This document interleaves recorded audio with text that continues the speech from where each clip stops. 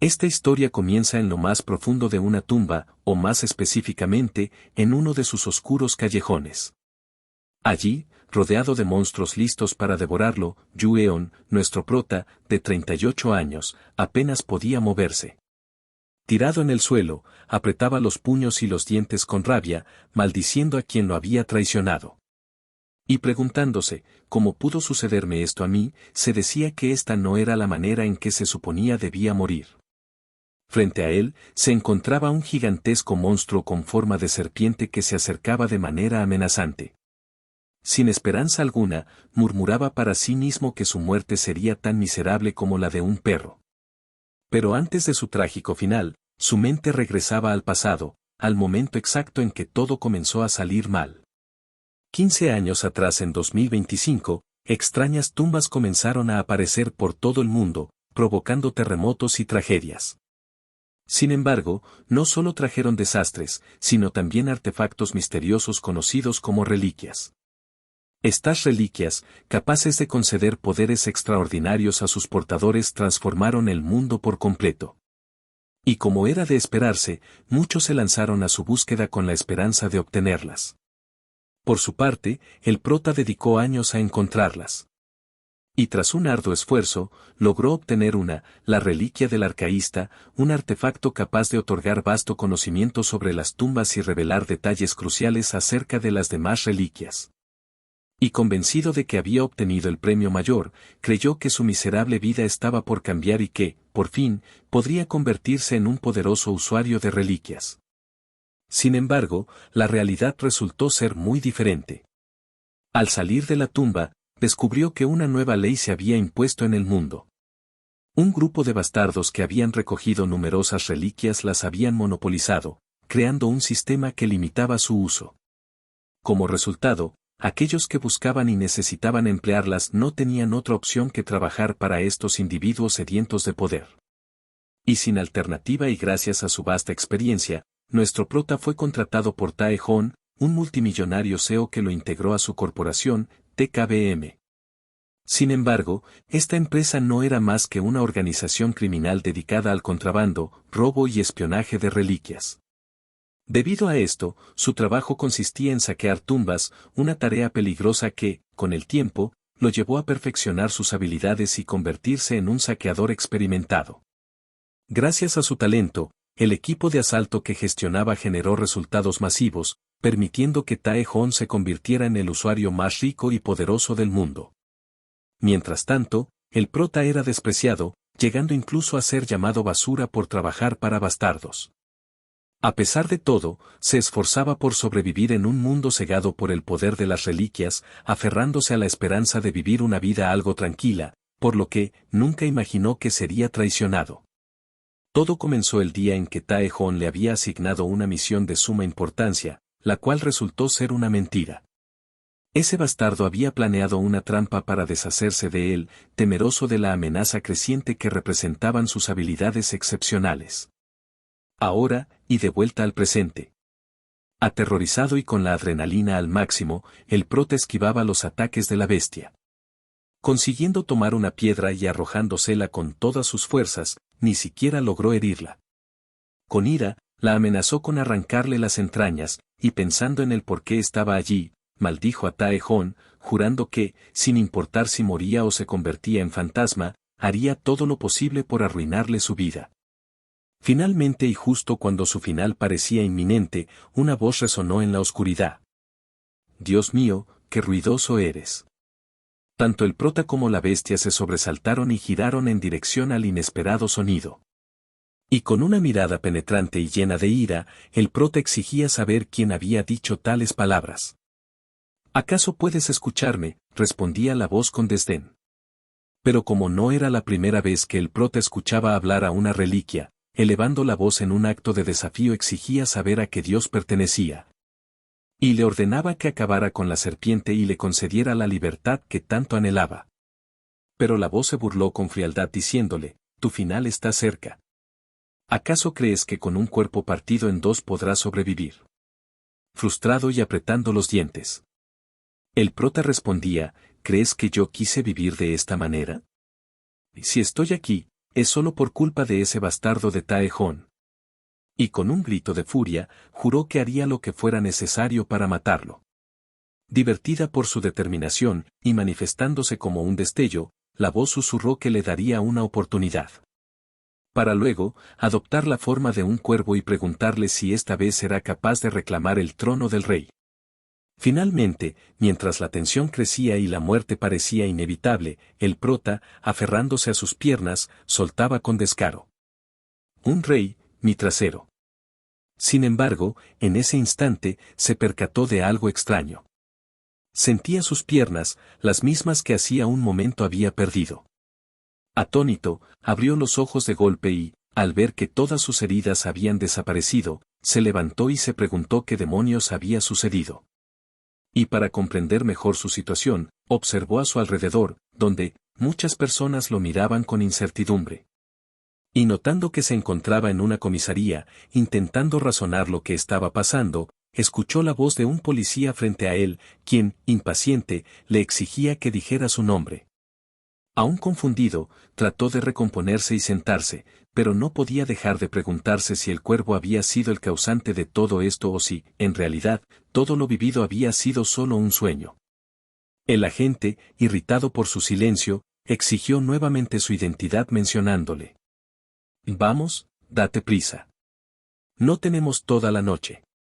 Y a su lado, otro oficial, suspiraba y comentaba con resignación: «Ya me rendí, al parecer, en este 2025, nadie logrará regresar a casa». El prota, sorprendido al escuchar el año, buscó un calendario. Cuando lo encontró, pudo comprobar la fecha. 1 de enero de 2025. Desconcertado por lo que veía, se preguntó qué demonios estaba pasando, y regresando su mirada hacia su lado notó a un chico mirándolo de manera familiar. Al verlo bien, recordó que hace 15 años, había tenido una pelea con él, lo que explicaba su presencia en la comisaría. Y aún sin poder creer lo que estaba ocurriendo, se percató de que, de alguna manera, había retrocedido 15 años en el tiempo. Y con un poco de razonamiento, se daba cuenta de algo más. Para este mes, el mundo aún seguía en paz, debido a que las reliquias seguían sin aparecer. Lo cual significaba que, la vida le estaba dando una nueva oportunidad. Al comprender la magnitud de su situación, una euforia incontenible lo invadió. Mencionando que si esto es real. Si esto era real, significaba que tenía la oportunidad de recolectar todas las reliquias antes que nadie. Y sonriendo por su suerte, se dijo a sí mismo: «Mi vida acaba de volverse verdaderamente emocionante». Por otro lado, y mientras se regocijaba recordando los sucesos del día, la madre del mocoso con quien había tenido un altercado lo reprendía airadamente. Insatisfecha y enojada, lo acusaba de estar en las nubes, distraído y sin prestar atención a la investigación, reclamándole que aquello parecía una broma. Según ella, el prota había golpeado a su hijo, a un alumno de preparatoria, causándole daños irreparables, mientras el chico reía jactanciosamente desde un rincón. Y a pesar de las acusaciones, el prota se defendía internamente y pensando que era una molestia, recordaba que había sido el mocoso quien inició la disputa y, por ello, tuvo que ser un poco duro con él. Y aunque apenas lo había tocado, el muchacho había terminado en el suelo, con la intención de extorsionarlo.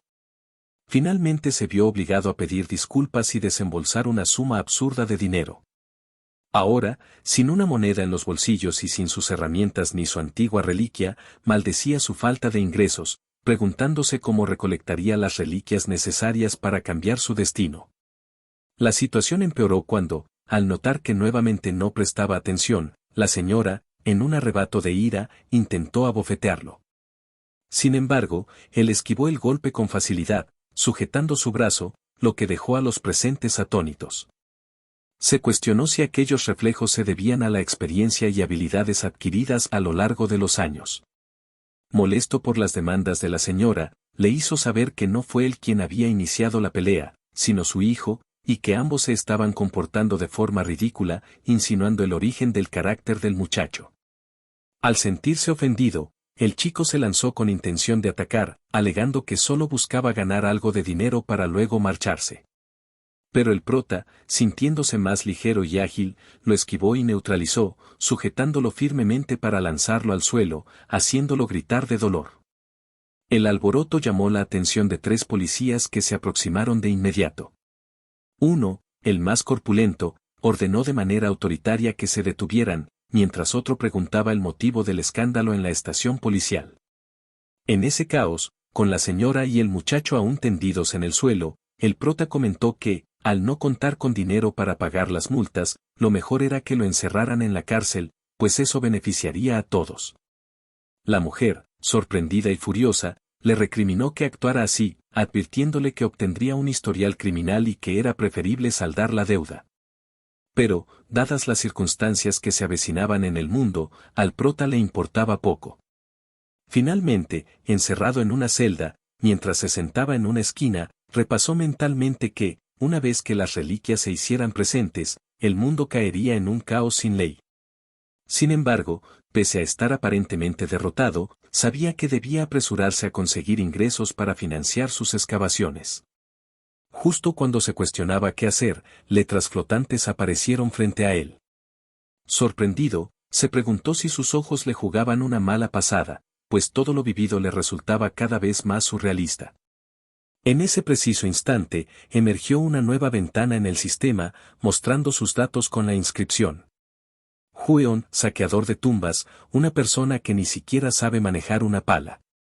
Asombrado por la presencia de aquel sistema, pensó que solo una reliquia podía hacer algo tan extraño, quizá era el cuervo, responsable de todos estos acontecimientos.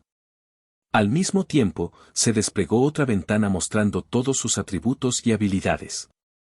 En ella se declaraba que contaba con la habilidad de espía, la primera de 4 básicas para un saqueador, la cual le permitía ver en detalle todo lo que estuviera a 1 metro a su alrededor. Confundido, el prota se preguntaba si todo aquello era parte de un juego, y con creciente rabia intentó golpear la pantalla, maldiciendo al cuervo por convertir su vida en un entretenimiento. Poco después, apareció una nueva ventana anunciando una tarea: desbloquear las 4 habilidades básicas faltantes de un saqueador para convertirse en uno de verdad. Mientras leía la misión, una voz desde el exterior de su celda le pidió que guardara silencio por el alboroto. Asintió distraídamente, preguntándose si él era el único que podía ver ese sistema tan brillante.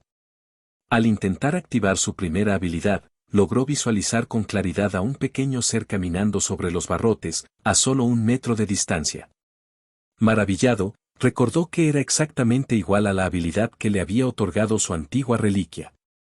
Se cuestionó si las 3 habilidades restantes serían las únicas disponibles una vez desbloqueadas. De ser así, ya no necesitaría recuperar la reliquia, pues el sistema resultaba sumamente conveniente.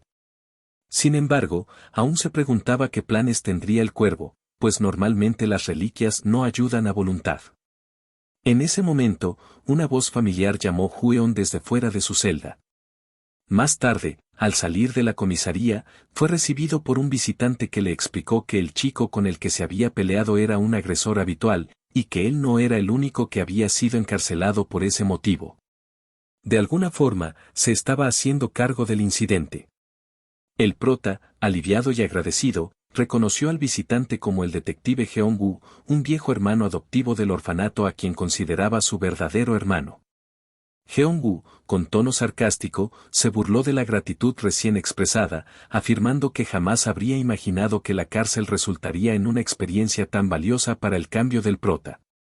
Aprovechando el momento, el prota, al verlo tan animado, le hizo una pregunta sobre si había algún informe reciente de actividad paranormal o poderes sobrenaturales.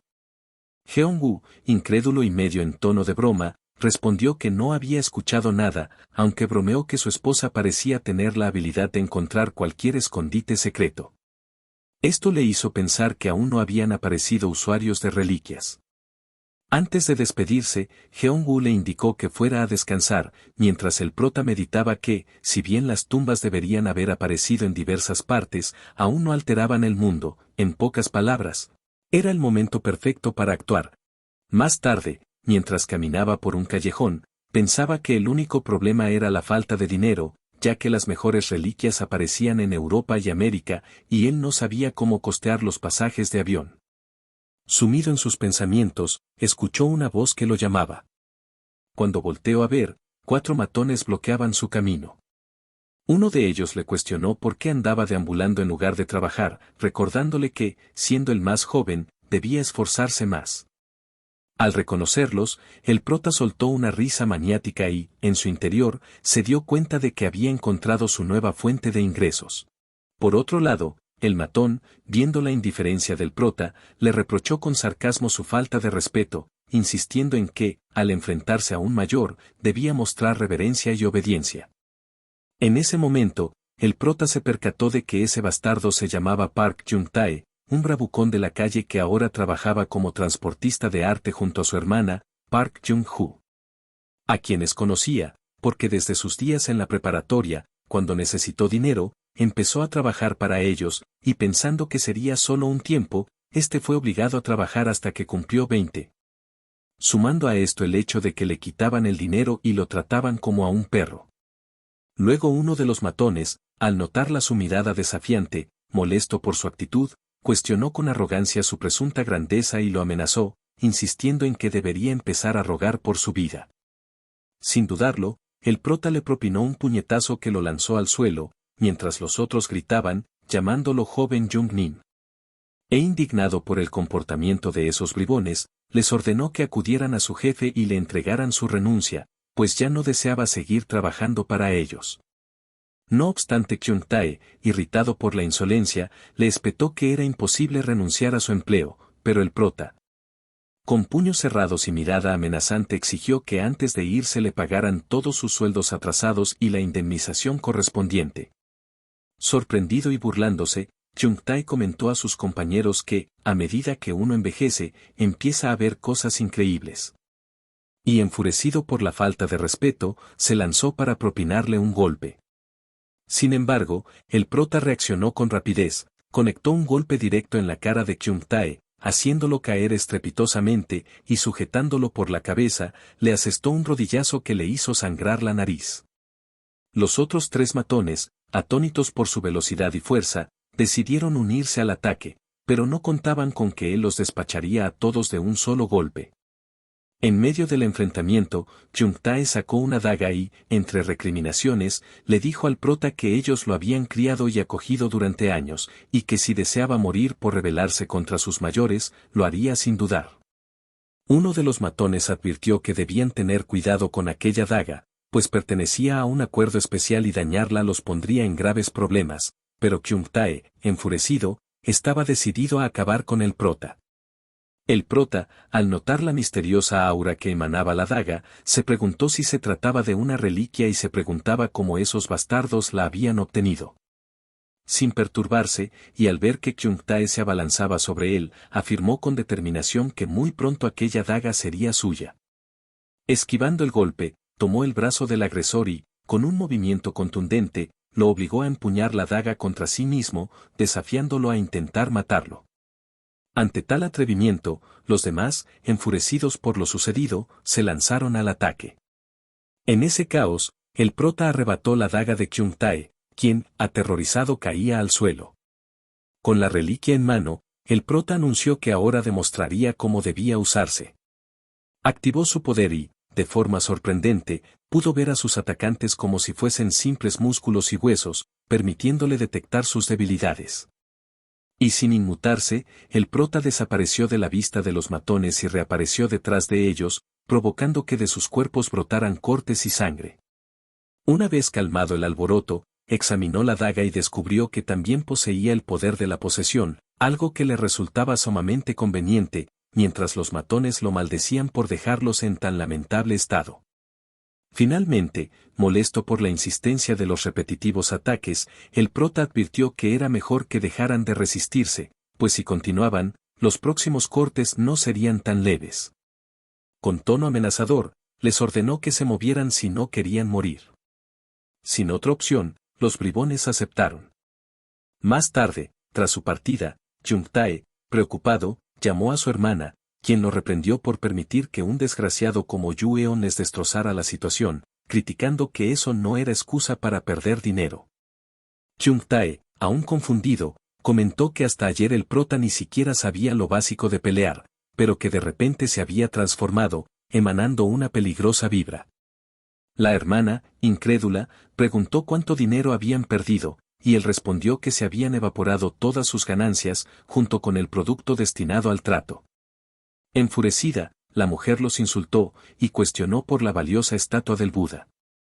Él recordó cómo nuestro prota, al no estar contento con la cantidad de dinero recibido, con tono amenazante les pidió muchas más cosas. Y aunque al inicio se negaron, finalmente, con miedo por la muerte, no tuvieron otra opción más que entregar todo lo que portaban, incluida la estatua, la cual la hermana no quería que el prota se la quedara. Al final, ella exigió que recuperaran la estatua de inmediato, insultándolos de inútiles.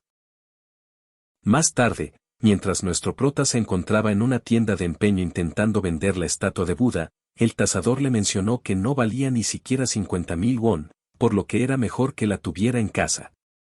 Aún así, con dudas, preguntó si no se había equivocado, obteniendo como respuesta que confiara en él, pues con solo una mirada podía decir que nadie la compraría.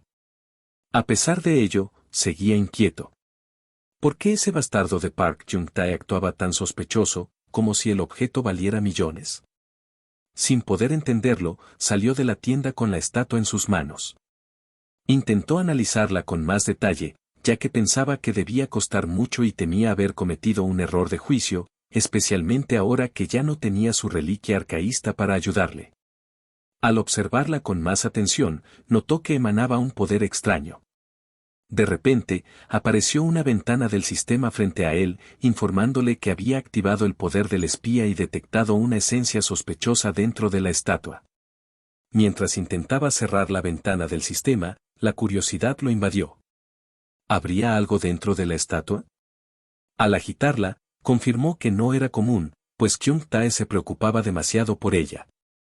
Tomando su daga, emocionado por su descubrimiento, apuntó hacia la estatua y, con un movimiento preciso, la partió. Dentro, encontró un frasco con un líquido transparente como el agua. Tras analizarlo, se dio cuenta de que se trataba de una droga licuada, utilizada con cigarrillos en pequeñas dosis. Al notar que alguien lo observaba, guardó rápidamente el frasco. Sabía que este tipo de drogas eran extremadamente caras y, al conectar las piezas, entendió que el grupo de Kyung-tae también estaba involucrado en el tráfico de sustancias ilícitas y pensándolo bien, el transporte de obras de arte era solo una tapadera, lo que significaba que todos sus almacenes podían contener productos ilegales en su interior. Satisfecho con su hallazgo y recordando que la recompensa por reportar tráfico de drogas ascendía a 100 millones won, llamó a Jeong-woo para informar su descubrimiento. Mientras tanto, en otra parte de la ciudad, Park Jung-joo recibía una llamada del presidente de la organización, exigiendo explicaciones por la demora en la entrega de los productos pactados. Aunque intentó calmarlo asegurando que todo estaba listo, le dijo que tenían que esconderse un tiempo por seguridad, pues sospechaba que los estaban vigilando. Su interlocutor no toleró más excusas y ordenó que resolvieran el problema de inmediato. Finalmente, terminada la llamada, Jung-joo miró su celular con furia, maldiciendo al viejo bastardo. Justo en ese momento, escuchó la llegada de alguien. Al voltear, vio a su hermano, herido y acompañado por dos hombres. Y sin mostrar compasión, le preguntó si había recuperado la estatua de Buda. Sin embargo, Kyung-tae, con expresión sombría, respondió que estaban realmente jodidos, pues alguien los había delatado. La revelación la dejó en shock. Uno de los acompañantes, Jeong-woo, sacó su identificación de policía y mencionó que habían recibido reportes de que estaban traficando drogas. Kyung-joo negó con vehemencia, alegando que eran ciudadanos respetuosos de la ley. Pero Jeong-woo no tardó en mostrar la droga obtenida por el prota.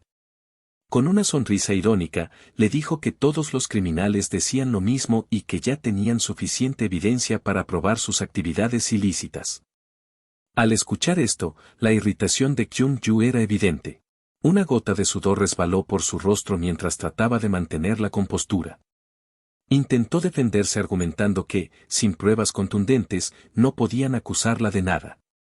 Sin embargo, Jeong-woo ya lo había previsto y, al comunicarse con sus hombres, le informaron que también habían revisado los almacenes y hallado más drogas.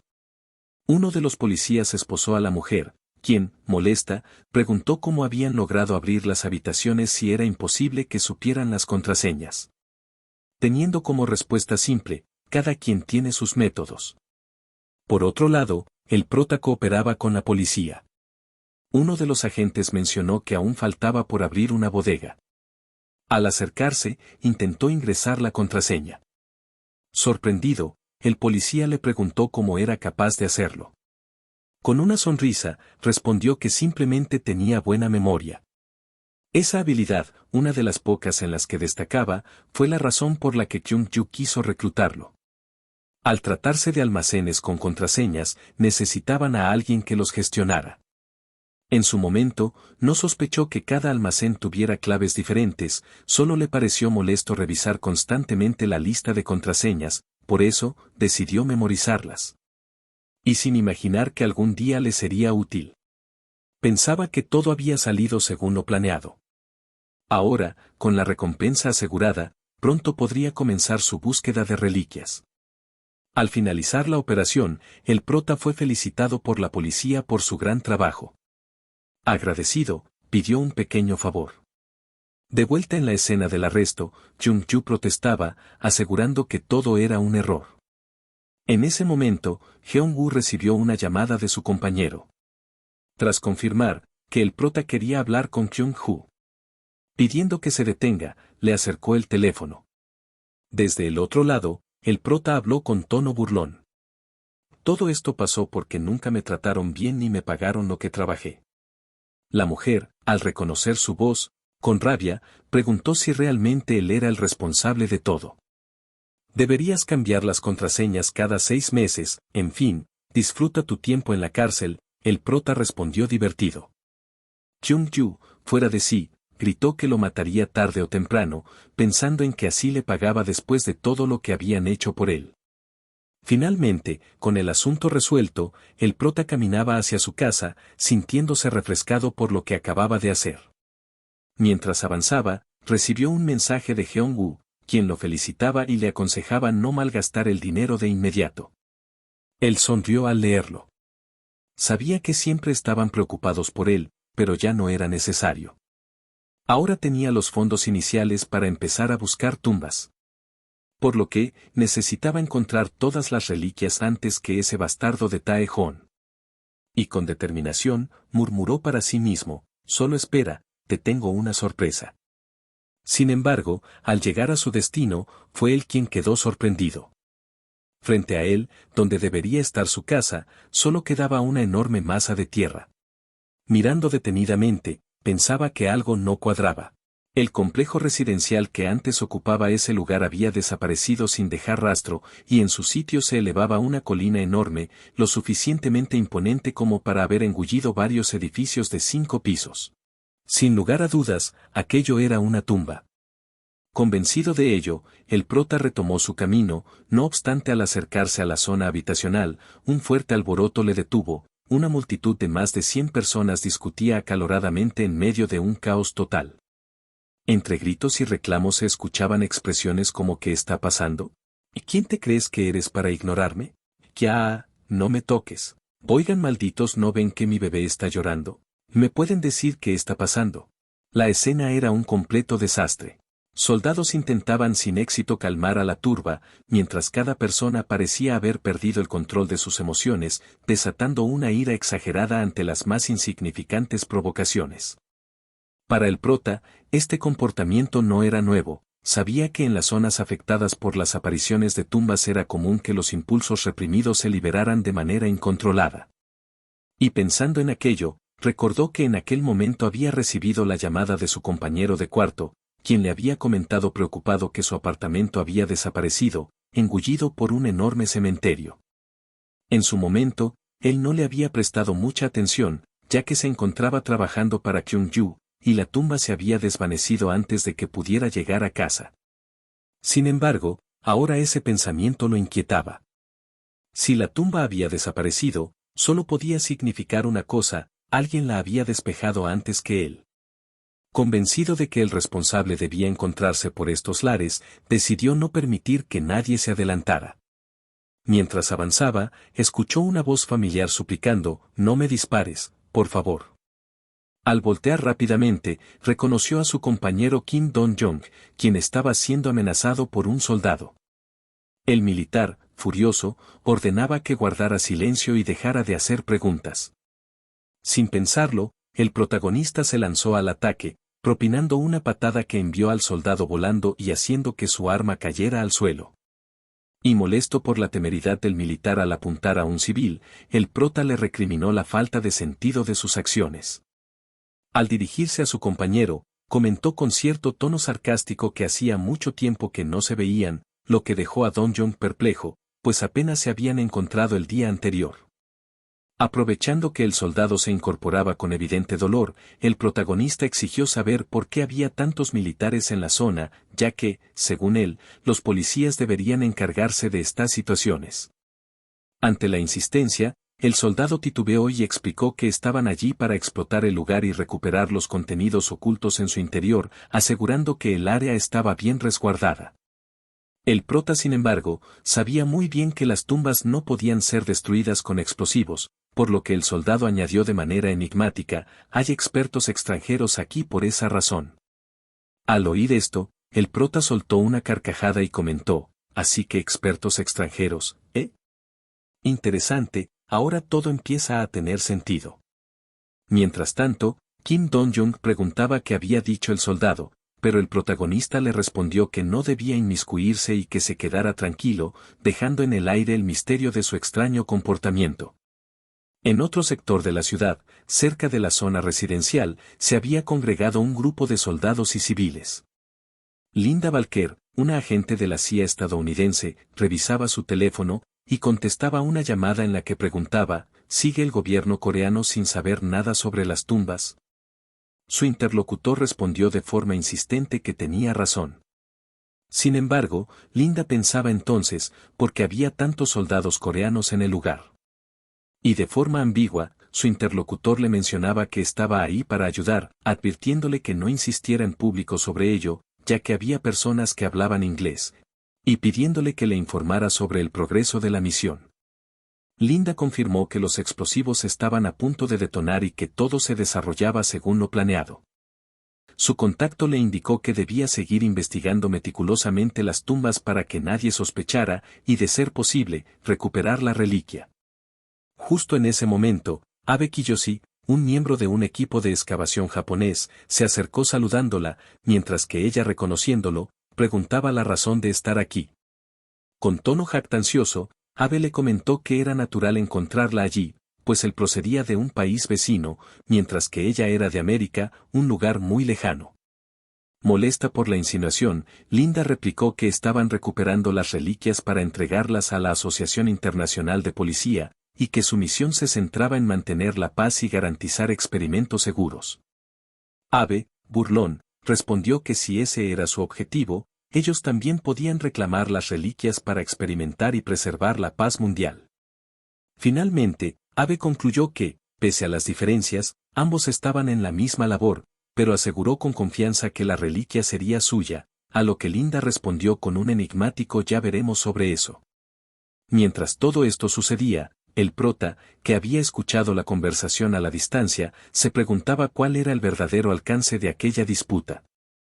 Reflexionó que, si por un lado había agentes de la CIA y por otro un equipo de excavación japonés, era evidente que, a pesar de que las reliquias comenzaban a aparecer en distintos lugares del mundo, muchos países ya estaban conscientes de su importancia y habían iniciado investigaciones e incluso allanamientos en tumbas de otros países. Con ese pensamiento, decidió que era momento de tomar la delantera. Al llegar a su destino, encontró una runa conocida como glifos de tumbas, la firma peculiar con la que las reliquias se daban a conocer al mundo.